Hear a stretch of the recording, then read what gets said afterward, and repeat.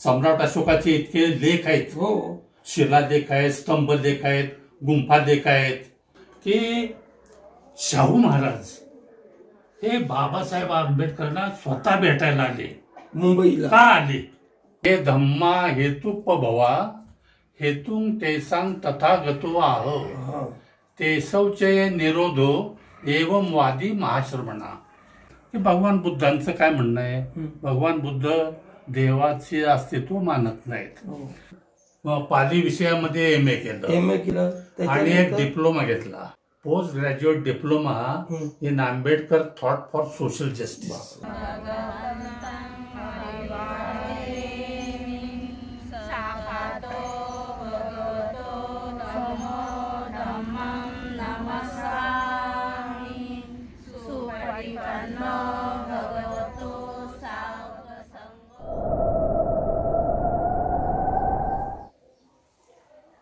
मी अरविंद चंद्रकांत तांबे, माजी सैनिक.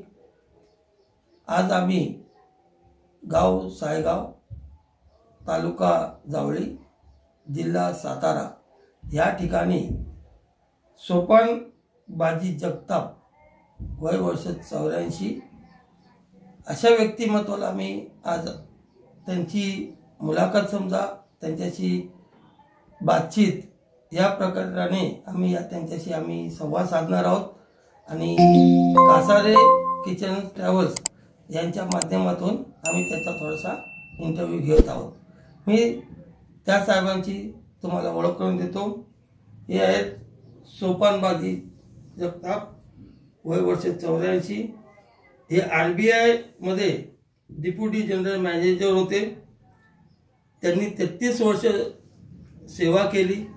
त्यानंतर 96ला ते रिटायर होऊन त्यांच्या मूळ गावी सायगाव या ठिकाणी ते स्थायिक झाले आणि त्यांच्या जीवनातला जो शाहू फुले आंबेडकरी विचारसरणी असताना त्यांनी त्यांच्या त्या कालावधीमध्ये वाचन करणं त्यांची ती सवय होती, हॉबी होती.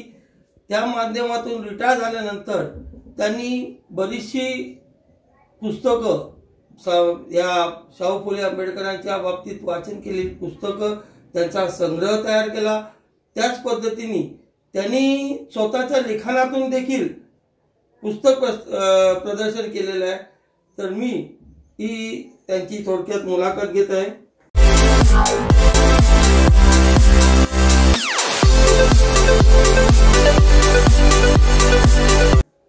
तर दादा, आपण जेव्हा RBI मध्ये होता, डेप्युटी जनरल मॅनेजर मध्ये चांगली पोस्ट होती आणि त्या ठिकाणी तुम्ही फुले शाहू आंबेडकर आणि बाबासाहेब आंबेडकर आणि गौतम बुद्ध यांच्या विचारसरणीकडे स्वतःला वाहून घेतल्यानंतर तुम्ही तो कालावधी त्यावेळेला तुम्ही कसा काय एवढ्या कामातून वेळ काढला, त्याची थोडीशी माहिती द्या. तसं पाहायला जर गेलं तर मी खरा तर एक ऍक्टिव्हिस्ट आहे. मला काम करायला जास्त आवडतं. प्रॅक्टिकली. मग मी मुंबईत असू द्यात, ज्या ठिकाणी राहायला होतो तिथं सुद्धा सोशल ॲक्टिव्हिटीज चाललेल्या होत्या.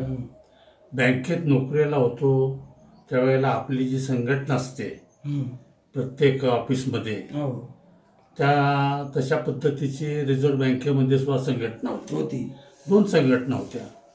एका संघटनेचा उद्देश फक्त जयंती बाबासाहेबांची साजरी करणं आणि दुसरी जी संघटना होती तिचा उद्देश होता की आपल्या मागासवर्गीय कामगारांच्या वरती काही अन्याय अत्याचार वगैरे होत असतील तर त्या संदर्भामध्ये आवाज उठवणं.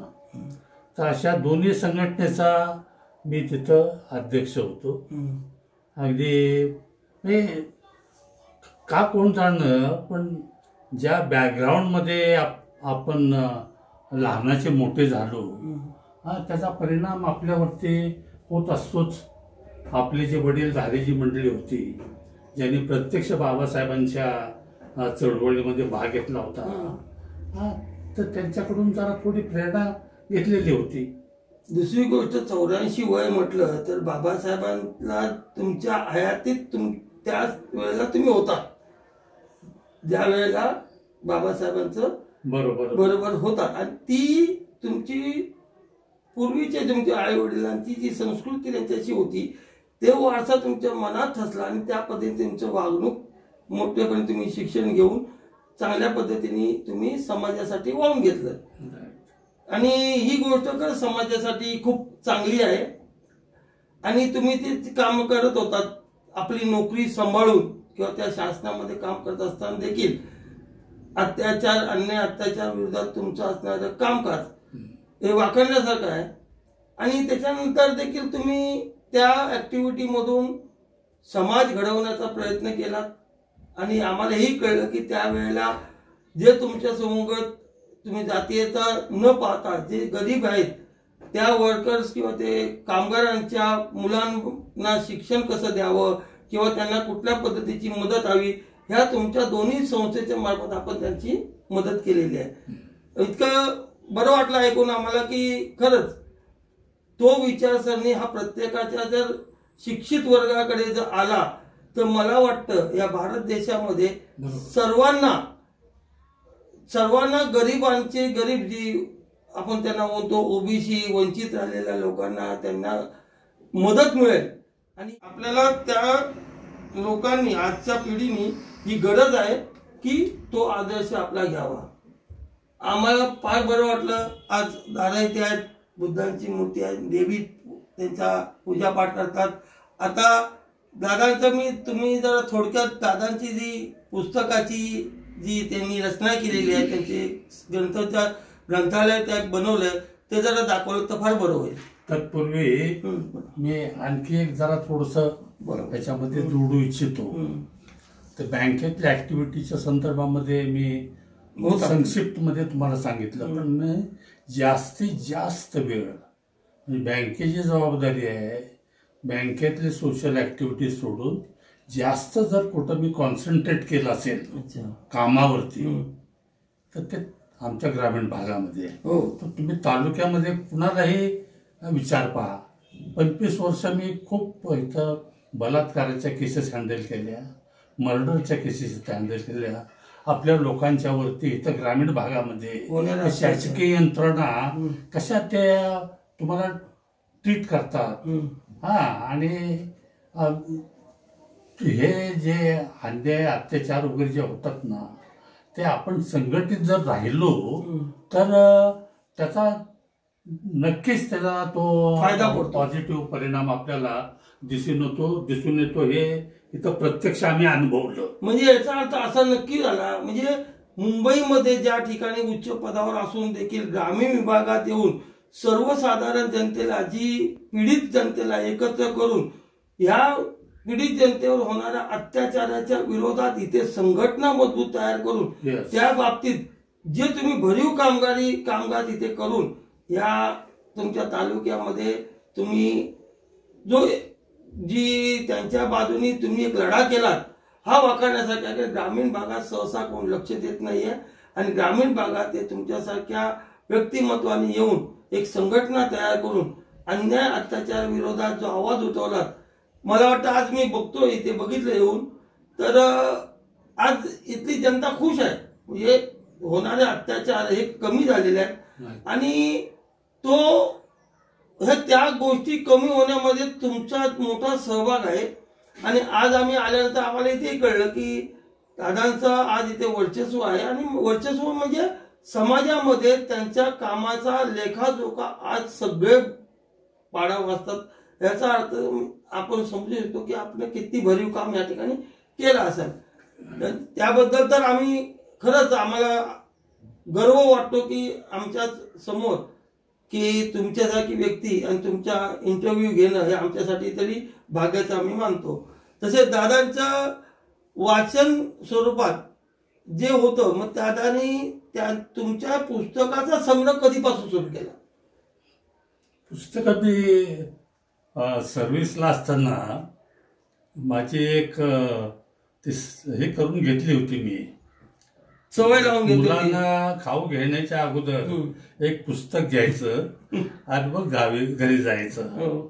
अशा पद्धतीने एक एक पुस्तक जमा म्हणजे करत गेलो. थोडक्यात म्हणायचं मुंबईला असताना 6 डिसेंबर 14 एप्रिल जो बाबासाहेबांच्या त्या ठिकाणी जो जनसमुदाय जातो त्या ठिकाणी पुस्तकं विकली जातात, त्या ठिकाणी जाऊन खाऊ न देता मुलांबाळाला घेऊन जाऊन त्या ठिकाणी खाऊ न घेता पहिला पुस्तकांना प्राधान्य देत होता आणि तोच वारसा तुमच्या मुलांना दिलात आणि आज तुमची मुलं उच्च पदावर आहेत आणि मला वाटतं अमेरिकेला लंडनला आहे, स्थायिक झालेले आहेत, एक तैवानला आहे, म्हणजे त्यांचं देखील आपण केलेलं आहे आणि आजही ती मुलं भारताबाबतीत त्यांचा प्रेम आहे, पण नोकरी अभावी लेवलला त्यांना त्या ठिकाणी जॉब मिळावं त्या ठिकाणी गेलेले आहेत, पण ती देखील येतात आणि आपल्या भारताची मजा एन्जॉय करतात आणि त्यांचंही या ठिकाणी ओढ पाहून आम्हाला खूपच आनंद वाटतो की जरी संस्कृतीच्या पलीकडे गेली असली तरी आपली संस्कृती त्यांच्या मनात अजूनही आहे,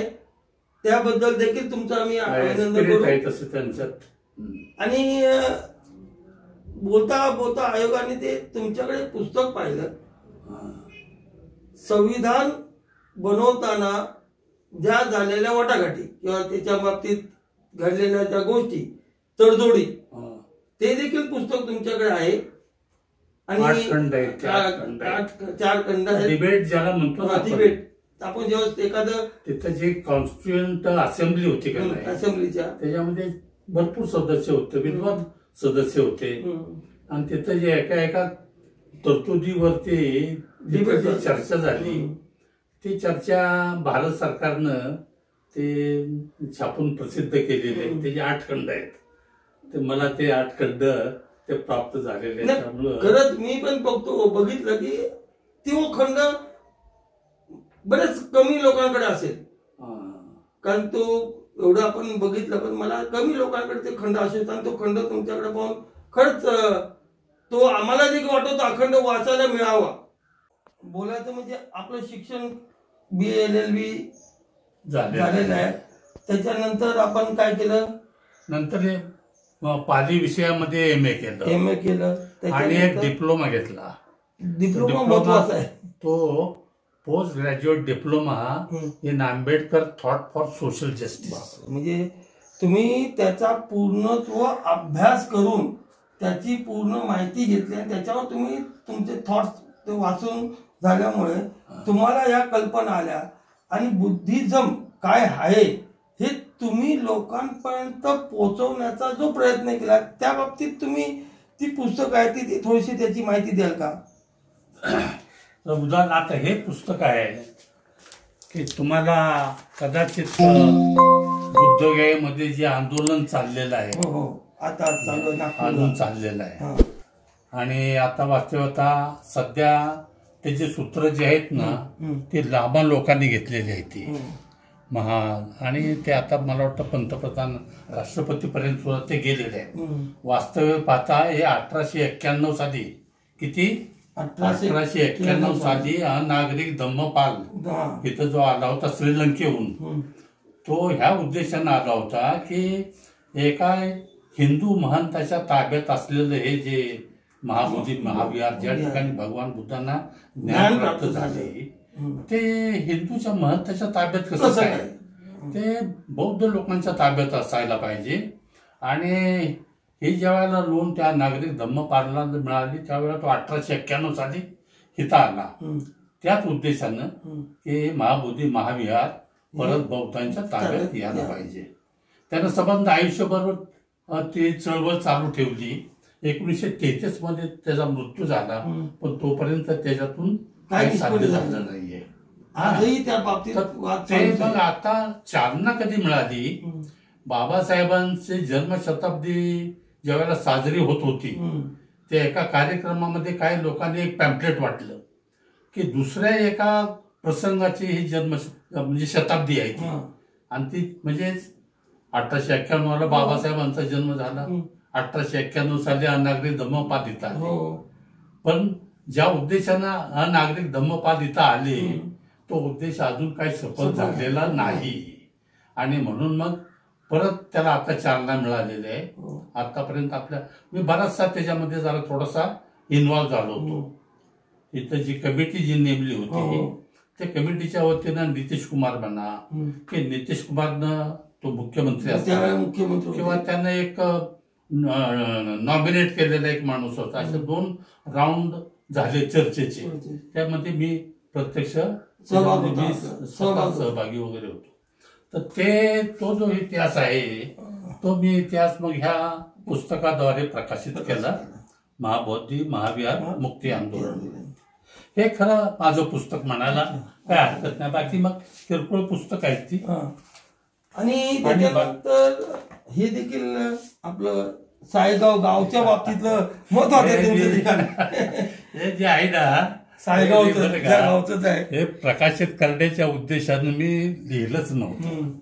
मी फक्त लिहिलं होतं एका उद्देशानं की आताची जी परिस्थिती आहे आपली कुटुंबाची ही बॅकग्राऊंड आपली सुरुवातीपासूनची नाही.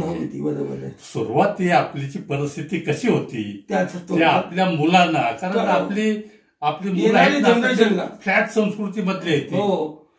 त्याच्या अगोदर आम्ही कशा पद्धतीचं जीवन जगलो त्याची त्यांना जरा थोडीशी कल्पना यावी म्हणून मी ते लिहून काढलं होतं. पण 1-2 मित्रांनी नाही म्हणाले तुम्ही ते छापून काढलं पाहिजे म्हणून हे.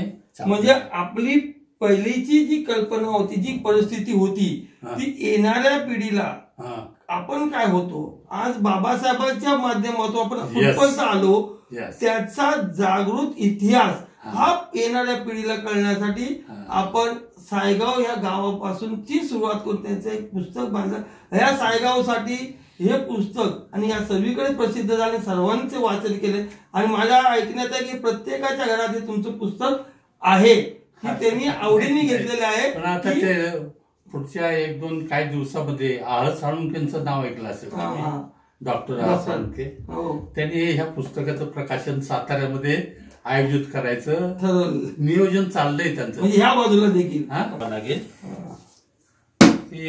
बौद्ध धम्म शोध, भारतातून लुप्त झालेल्या बौद्ध धम्माचा शोध आणि ब्रिटिश नोकरदार. आपल्याला 100 वर्षापूर्वी बुद्ध आणि सम्राट अशोक हे मायथॉलॉजिकल पर्सनॅलिटी म्हणून त्यांना मानलं जात होतं, ऐतिहासिक म्हणून मानलं जात नव्हतं. परंतु ईस्ट इंडिया कंपनीमध्ये नोकरी करण्याकरता आलेले लोक. आता विल्यम जोन्स जो होता तो सुप्रीम कोर्टाचा जज होता. जेम्स प्रिन्सेप हा टंकसाळीचा मास्टर होता. अलेक्झांडर कनिंगहम हा तुमच्या मिलिटरीमध्ये एक इंजिनियर होता. आता ह्यांचा बुद्धिझमचा काही संबंध आहे का?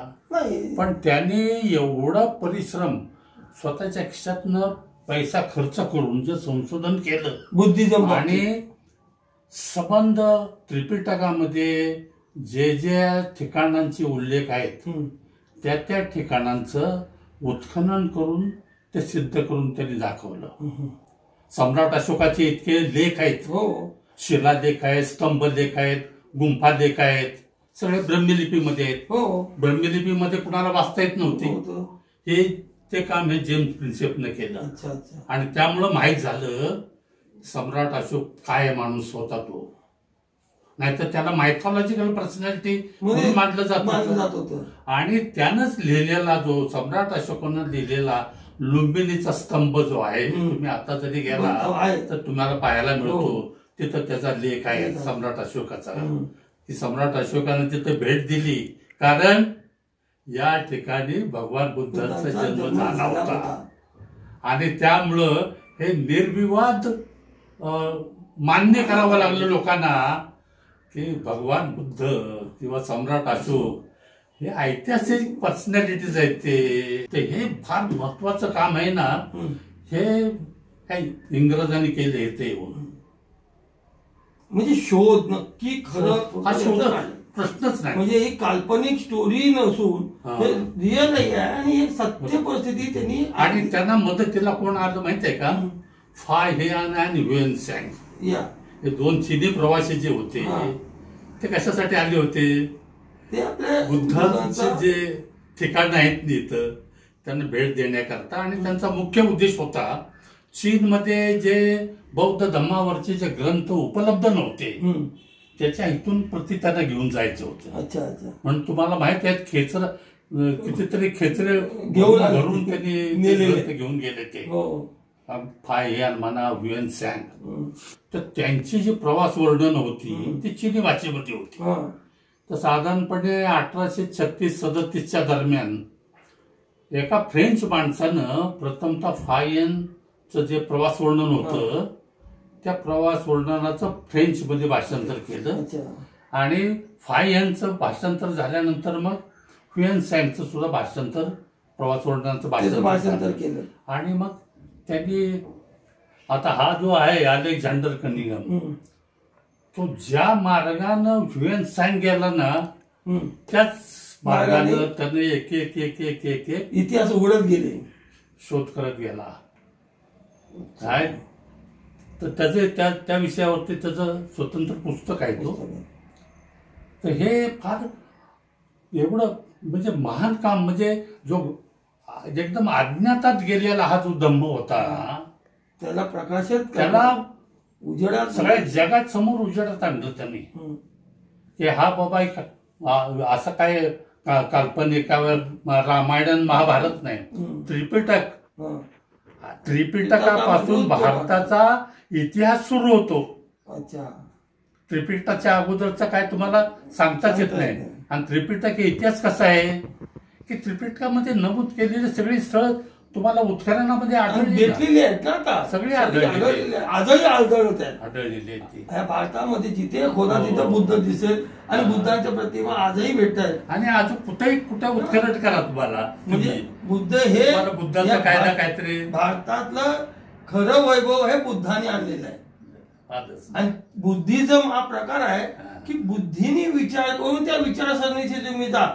तुम्ही कुठल्याही गोष्टीवर स्वयं प्रकाशित अत्त दीप भव, की स्वयं स्वतःला प्रकाशित करा. इथे जादू तोडा व बाकी याचा संबंध तंत्रमंत्राचा काही संबंध नाही. हा जो मोठा मंत्र त्यांनी देऊन आज या जगाला सुख आणि शांतीने जगाव कसं आणि शांतीचा मार्ग देणार तथागत भगवान गौतम बुद्ध, ही जी त्यांना दिलेली पदवी आहे ही कुणी घेऊ शकत नाही. आणि त्यांच्यासारखा होणे या जगात तरी होणे नाही. तर ह्या संदर्भामध्ये मग बाकीची जी पुस्तकं आहेत काय ते त्याला अनुषंगून मग आहे ते त्याच्यावरती आणखीन काय हे झालेलं आहे. हे सगळी त्यांची पुस्तकं आहेत. त्या ठिकाणी पाश्चिमात्य देश व्हॉल्यूम आहे त्याचे. तर ह्या 2 व्हॉल्यूम मध्ये पाश्चिमात्य देशातल्या व्यक्तींनी साधारणपणे मी अंदाज घेतलेले 101 व्यक्ती आहेत की बुद्धिझम साठी त्यांनी किती आणि कशा पद्धतीचं त्यांनी योगदान दिले आहे. ते त्यांचं सत्य बाहेर काढण्यासाठी त्यांचं योगदान झालेलं आहे. ही तर भारतामध्ये फक्त काम काय केलं भारतीय लोकांनी ह्या धम्माला गाडण्याचं काम केलेलं आहे ते. आणि उजेडात आणण्याचं काम हे पाश्चिमात्य लोकांनी केलेलं आहे. आणि त्यांचंच वाचून किंवा त्या गोष्टीचा बाबासाहेबांनी अभ्यास करून खरं ह्या भारतातला खरा कोण आहे, बरोबर आणि त्या व्यक्तीचं आज बाबासाहेबांनी तो धम्म घेतला. ज्या धम्म या भारतातला होता, उगम ज्यांनी केला, ज्याच्या विचारसरणीवर हा भारत चालत होता, त्याचा पुन्हा त्यांनी अभ्यास करून त्या बुद्धांचा उगम या ठिकाणी करून आज बौद्धमय करण्याचा त्याचा एक उल्लेख करावा असं वाटतो. बुद्धिस्ट इंडिया हा T.W. रीस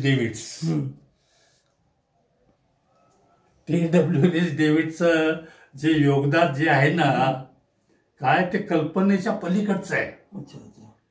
काय थोडक्यात जर त्याचा आढावा घ्यायचा जर म्हटलं का नाही, तुम्ही एक कल्पना करा की 3ऱ्या धम्मसंगिनीमध्ये सम्राट अशोकानं महेंद्राला श्रीलंकेमध्ये पाठवून दिलं बौद्ध धम्माच्या प्रचारासाठी.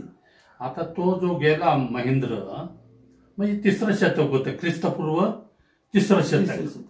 तर तिथं गेला, त्याच्याबरोबर काय विद्वान भिक्षूही पाठवले होते, त्यांनी तिथं प्रस्थापित केलं. आता भगवान बुद्धांच्या महापरिनिर्वाणानंतर पहिली धम्मसंगिनी झाली आणि त्याच्यामध्ये त्रिपिटकाचं संकलन वगैरे झालं.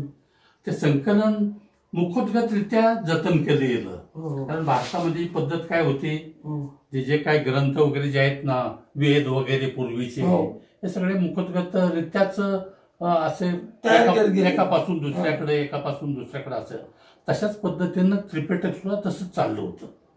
आणि श्रीलंकेमध्ये सुद्धा काय झालं, श्रीलंकेमध्ये सुद्धा मुखोद्गतरित्याच एकाकडून दुसऱ्याकडे राहत होतं. पहिल्या शतकामध्ये वट्टगामिनी अभय म्हणून होता, त्यानं प्रथमतः ते काय केलं, लिपिबद्ध केलं, लिखाणात घेतलं, लिपिबद्ध केलं. आणि लिपिबद्ध कशावर केलंय, भोर्ज पत्रावरती केलेलं आहे. तुम्ही जर तिथं गेला ना तर ते भोर्ज पत्र अजूनही जतन केलेले आहे. आम्ही जाऊन आलो तेव्हा तिथे. तर ती भोर्ज पत्र तशीच त्यांनी लिपिबद्ध करताना कसं काय केलं माहित आहे का, भाषा पाली पण लिपी सिंहली. अच्छा, सिंहली लिपी त्यांची लिपी, त्यांच्याशिवाय दुसऱ्या कुणाला ते माहिती पडणार नाही, वाचता येत नव्हतं. इतके वर्ष तर पहिल्या शतकापासून आतापर्यंत ते फक्त त्या भोर्ज पत्रावरच होतं. त्या भोर्ज पत्रावरनं ती जी सिंहली लिपी होती, त्या सिंहली लिपीमधनं सबंध त्रिपिटक, मामूली लिटरेचर नाहीये ते, सबंध त्रिपिटक पहिल्यांदा रोमन लिपीत आणायचं. अच्छा, नंतर ते संपादित करायचं, नंतर त्याचं भाषांतर करायचं. हे सगळं काम जे आहे ना, 1881 साली ते पॉलिटेक्स सोसायटी म्हणून स्थापन केली होती.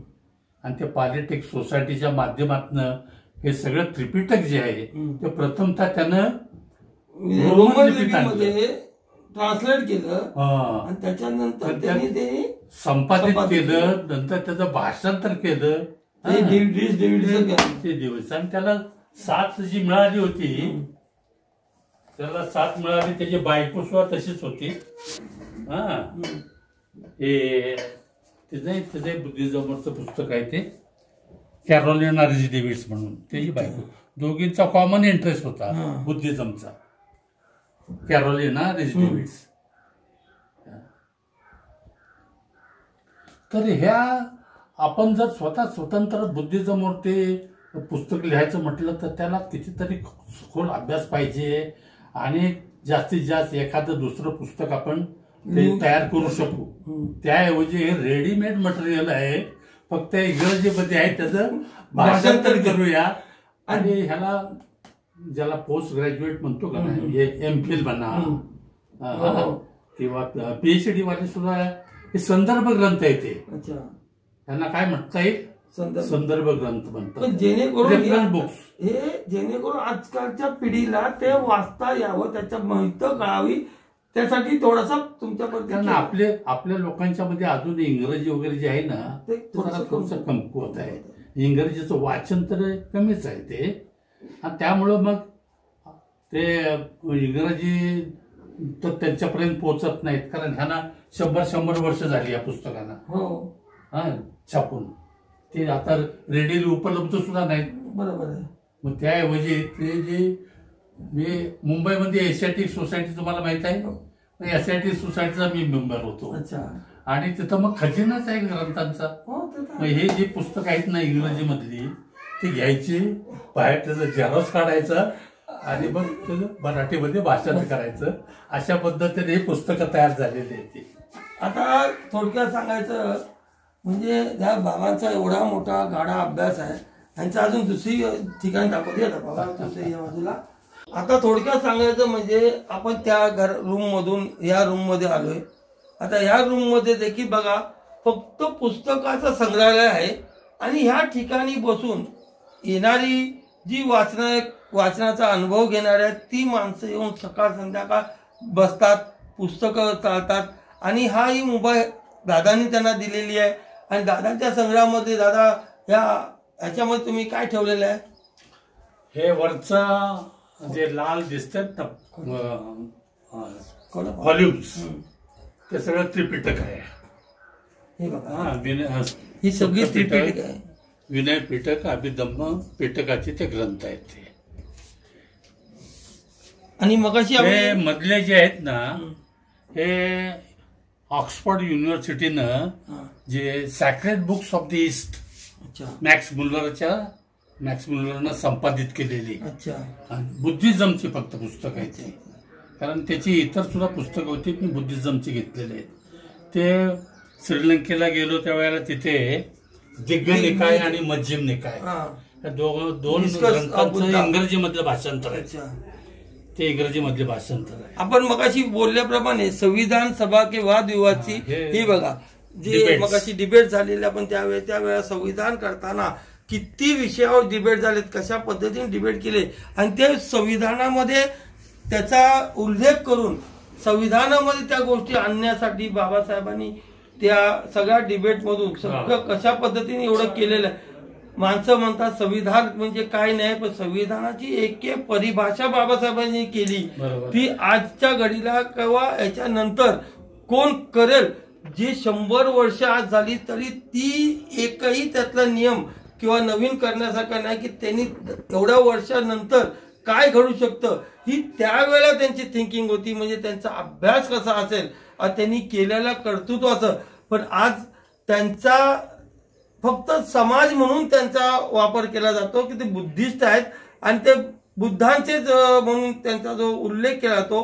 हे मी सांगू इच्छितो की अखंड भारताला की हे बुद्धांचे नसून हे सर्वसाधारण गरीबात वाढून प्रत्येक जाती धर्माचा त्यांनी उल्लेख केला. एका घरामध्ये एक भाऊ एक कुटुंब एकत्र राहत नाही. आज त्यांना एवढा समाज, एवढ्या जाती व्यवस्था सगळ्या ह्या एका पुस्तकात बांधून अखंड भारत एकट्ठा केला. ह्याचा खरंच त्यांच्या शब्दात आपण त्यांचं मोल करू शकत नाही. असे बाबासाहेब होते.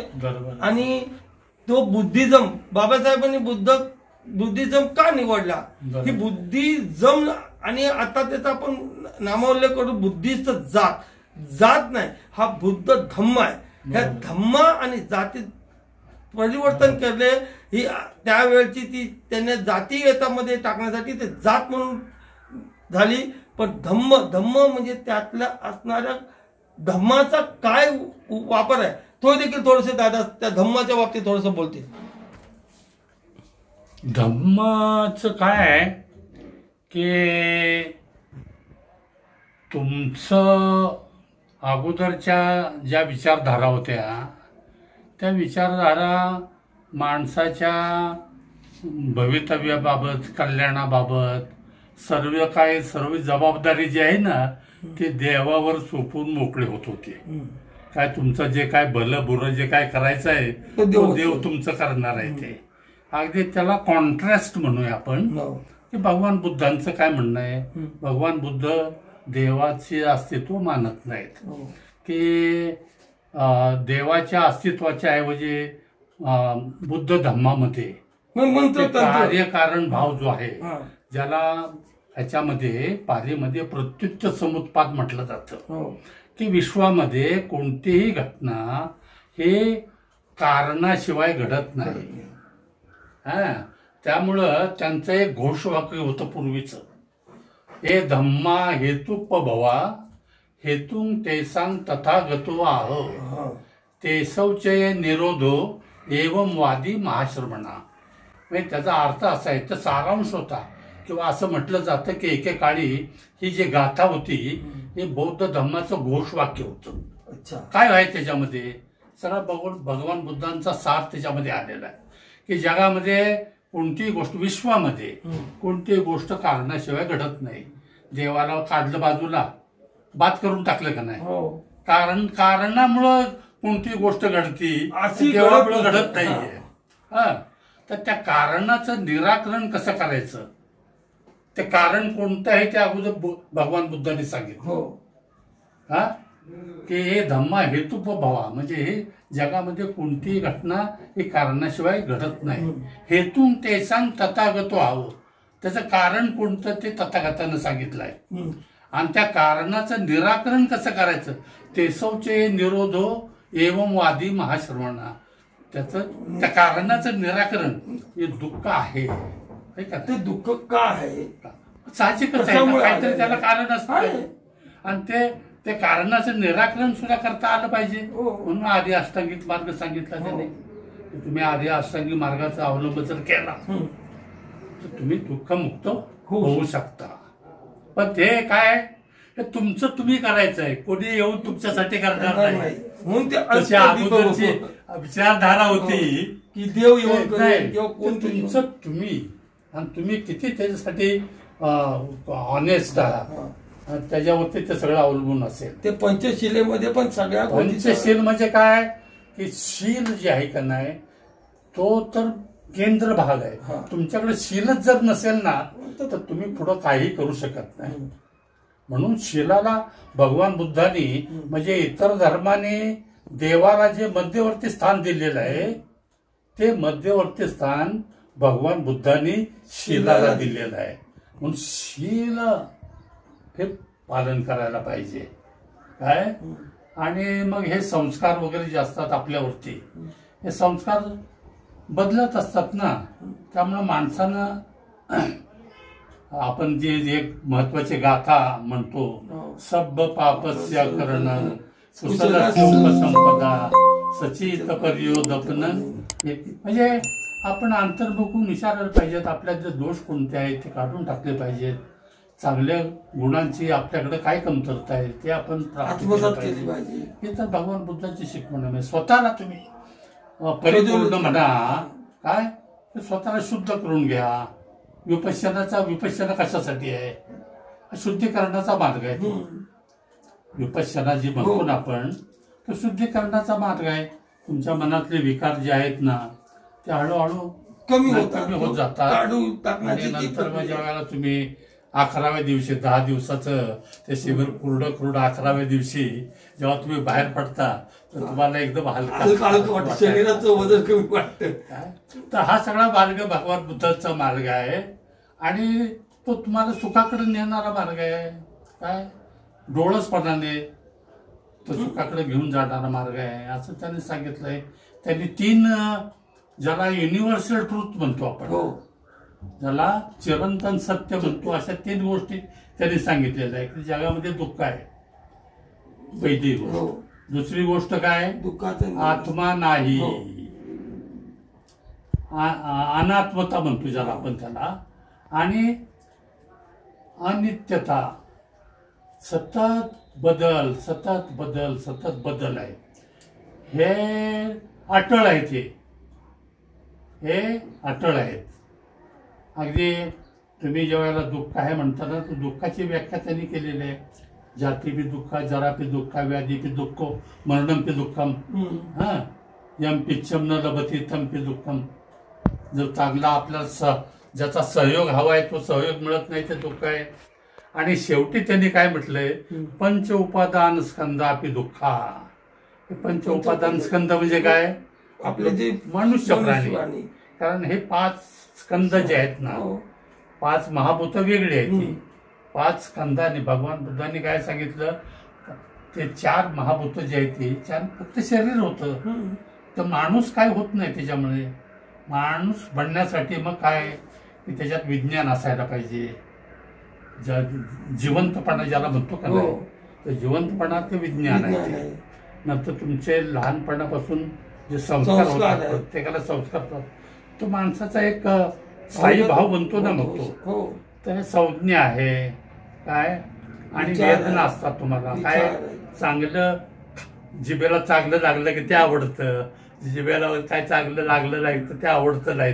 ही संवेदना ज्याला म्हणतो ना आपण, सगळ्याच गोष्टीच्या बाबतीमध्ये ह्या. तर हे जे पंचस्कंद आहेत, ते पंचस्कंद तुला कायमच्या स्वरूपाचे आहेत का, नाही. पण त्यांनी मग एक शेवटी एक असा हे मांडलेलं आहे की जे कायम स्वरूपाचं नाही ते दुःख आहे. आज आपण सोपान बाजी जगताप यांच्याशी जी मुलाखत घेतली आणि त्यांनी मुक्त हस्ते पूर्णपणे आपल्याला त्यांच्या प्रवासाचं त्यांनी आपल्याला वर्णन केलेलं आहे. आणि आता जाता तर त्यांना एकच प्रश्न विचारतो की एवढा अभ्यास केल्यानंतर आजकालची आपण जनरेशन बघतो, आजकालच्या पिढीला बघतो, तर आजकालच्या पिढीला आपल्या माध्यमातून काय सांगू इच्छितात, म्हणजे त्यांच्या बाबतीत तुम्ही काय मार्गदर्शन कराल? नाही, आता काही बाबीमध्ये ह्या पुढच्या पिढीनं बरं का काही गोष्टी चांगल्या केलेल्या आहेत त्यातल्या चांगल्या गोष्टीमध्ये कोणतं आहे माहिती आहे का की शिक्षणाच्या बाबतीमध्ये काही त्यांनी बरीच बदल मारले असं माझ्या तरी म्हणजे निदर्शनास शिक्षणाकडे आलेलं आहे. माणसाचे लक्ष मुलांनी लक्ष वेधलेलं की शिक्षण असणं गरजेचं आहे. बाबासाहेबांचा जो मंत्र आहे की आदेश होता, शिक्षण हे संदेश, वाघिणीचं दूध आहे. ते उच्च शिक्षणावरती त्यांचा भर होता. हो. काय मागे त्यांचा एक प्रसंग सुद्धा आहे की ज्या वेळेला लिनलिथ गो म्हणून गव्हर्नर जनरल होते त्यांनी अलीगड विद्यापीठाला 1 लाख रुपये काय अनुदान दिलं आणि बनारस विद्यापीठाला हिंदू विद्यापीठाला 1 लाख दिलं. बाबासाहेबांनी त्याला विचारलं माझ्याबद्दल काय विचार केलाय तुम्ही. बाबासाहेब त्यांना विचारलं तुम्हाला काय हवं आहे. तर बाबासाहेबांनी त्यांना सांगितलं म्हणाले त्यावेळेला ते व्हायसरायच्या मंत्रिमंडळामध्ये होते. मी तुमच्या मंत्रिमंडळातलं जी खाती आहेत ना कोणतंही खातं मी सक्षमतेने चालवू शकतो का नाही. म्हणाले बरं आहे खरं आहे ते. मग बाबासाहेब म्हणाले कशामुळं मी उच्च शिक्षण घेतलेलं आहे म्हणून शिक्षणामुळे हे मी घडलेलं आहे. मग काय केलं त्यांनी म्हणाले माझ्या विद्यार्थ्यांना परदेशामध्ये उच्च शिक्षणाकरता शिष्यवृत्ती द्या. किती पहिली बॅच 16 ह्याची विद्यार्थ्यांची जिथं स्वतः बाबासाहेब शिकायला होते ना लंडन स्कूल ऑफ इकॉनॉमिक्स मध्ये तिथं मग हे 16 लोकांना तिथं शिष्यवृत्ती दिली. म्हणून त्या वेळेपासून शिष्यवृत्ती चालू आहे आणि त्या बाबासाहेबांची जी देण आहे ही आजकालच्या पिढीने समजून घेणं इतर समाजाने. पण काय होतंय नवीन पिढी जी आहे ना ते सामाजिक सोशल कमिटमेंट ज्याला म्हणतो का नाही आपलं समाजाशी काहीतरी बांधिलकी आहे.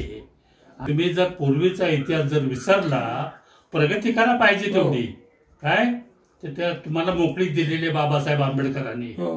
परंतु पूर्वीचा इतिहास विसरू नका त्याबाबत जागृत राहा. आपण अल्पसंख्याक आहोत आणि नाही म्हटलं तरी हे बहुसंख्याक लोक आपण जे आक्रमकता आहे आपल्या समाजामधली ते बाबासाहेबांनीच आपल्यामध्ये निर्माण केली नाही तर आपण मडी होतो एकेकाळी. आपण मडी होतो मडी की शाहू महाराज हे बाबासाहेब आंबेडकरांना स्वतः भेटायला आले. मुंबईला का आले. काही लोक असे समजतात की MA PhD होऊन एक विद्यार्थी आलेला आहे अस्पृश्य समाजातला ठीक आहे ना असं त्यांच्या कानावर गेलं असा समज आहे. आणि मग अशा विद्यार्थ्याला जर भेटायचं असेल शाहू महाराजांना तर कुणी एखाद्या अधिकाऱ्याला बाबासाहेबांच्याकडे पाठवून देऊ शकला असता आणि त्याला बोलवून गेले मला त्यांच्याशी भेटायचं आहे मला त्याला. पण असं न करता स्वतः शाहू महाराज इथे भेटायला येतात काय आणि नुसतंच भेटायला येत नाही तर कोल्हापूरला याचं निमंत्रण देत आहेत. त्यांना बोलवलं गेलं कोल्हापूरला बोलवलं. माणगावला आपल्या लोकांची परिषद शाहू महाराजांनी बोलवली. कोणी बोलवली शाहू महाराजांनी. आणि तिथं बाबासाहेबांना उभं केलं आणि तिथं शाहू महाराज काय म्हणतात की हा तुम्हाला तुमचा नेता आता मिळालेला आहे पण त्याच्यापेक्षा पुढचं वाक्य जास्त महत्वाचं आहे. हे 1920 सालची घटना आहे की तिथं बाबासाहेब शाहू महाराज म्हणतात हा तुमचा नेता एक दिवस देशाचा नेता झाल्याशिवाय राहणार नाही. ते कशाच्या आधारावर शाहू महाराज बोलत होते. आधार काय होता तो आधार सांगू का तुम्हाला. तुम्ही जरा अजूनही पहा साऊथ बोरो कमिटीला दिलेलं जे निवेदन आहे बाबासाहेबांचं त्या खंडामध्ये पहिल्याच खंडामध्ये आहे. महाराष्ट्र शासनानं जे खंड काढलेत ना त्याच्या पहिल्याच खंडामध्ये आहे ते. आणि हे कळलं कसं शाहू महाराजांना तर शाहू महाराजांचे सहकारी होते म्हणा किंवा मंत्री म्हणा भास्करराव जाधव. त्यावेळेला जो संघर्ष चालला होता टिळक आणि शाहू महाराजांच्या मध्ये ब्राह्मण आणि ब्राह्मणेतर फार मोठा तिथं बघा त्या ह्याच्यामध्ये शाहू महाराजांचा ग्रंथ आहे, स्मारक ग्रंथ. ते बाबासाहेबांचा आणि शाहू महाराजांचा पत्रव्यवहार त्याच्याबद्दल आहे. अच्छा. हा, दाखवतो तुम्हाला ती गंमत कशी आहे ती, की भास्करराव त्या साऊथ बोरो कमिटी तोपर्यंत 1919 सालापर्यंत बाबासाहेब काही नव्हते. त्यांचे काही संघटना नव्हती, काही सोशल ऍक्टिव्हिटीज काय मध्ये जाहीररित्या काही कार्यक्रम केले नव्हते काय. परंतु ही माहिती त्या भास्करराव जाधवकडून त्यांना मिळाली. तोपर्यंत आपला जो प्रश्न होता का नाही, ते डिप्रेस क्लासेस मिशन म्हणून होती. हा, ते आपले हे काय गुरुवर्य ते शिंदे, विठ्ठलरामजी शिंदे, ते डिप्रेस क्लासेस मिशन होती ना, त्यांच्या वतीनं आपले निवेदन जायचे. पहिल्यांदा आपल्या वतीनं बाबासाहेबांनी जे निवेदन दिलं ते साऊथ बोरो कमिटीचं 27 जानेवारी 1919 काय. आणि ते भास्करराव जाधवांच्याकडून शाहू महाराजांना कळलं आणि मग त्यांनी शाहू महाराज प्रभावित झाले. आणि प्रभावित होऊन मग ते स्वतःहून बाबासाहेबांना भेटायला गेले. स्वतःहून त्यांनी कोल्हापूरला यायचं निमंत्रण दिलं. स्वतःहून तिथं डिप्रेस क्लासेसची अस्पृश्य वर्गाची ती माणगावला परिषद आयोजित केली आणि तिथं स्वतः त्यांनी भाषण केलं की हा तुमचा नेता एक दिवस देशाचा नेता झाल्याशिवाय राहणार नाही.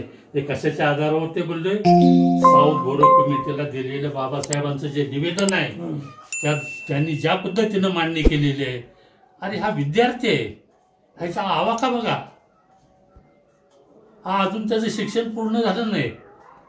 आणि नंतर परत मग बाबासाहेब गेलेच नाही अर्धवट राहिलेलं शिक्षण पूर्ण करायला. आणि तिकडे गेल्यानंतर मग शाहू महाराज बाबासाहेबांना पत्र लिहित आहेत. काय पत्र लिहित आहेत की तुम्ही आता तिथे इंग्लंडमध्ये आहात, लंडनमध्ये, तर तुम्ही ब्राह्मणेतरांची बाजू जरा इंग्रजांच्या अधिकारासमोर मांडा, अशी मागणी कोण करतंय? स्वतः शाहू महाराज. ते पत्र आहे, बघायचं असलं बघू शकतो आपण, बघू ते. आणि मग बाबासाहेबांनी कुणाला भेटावं?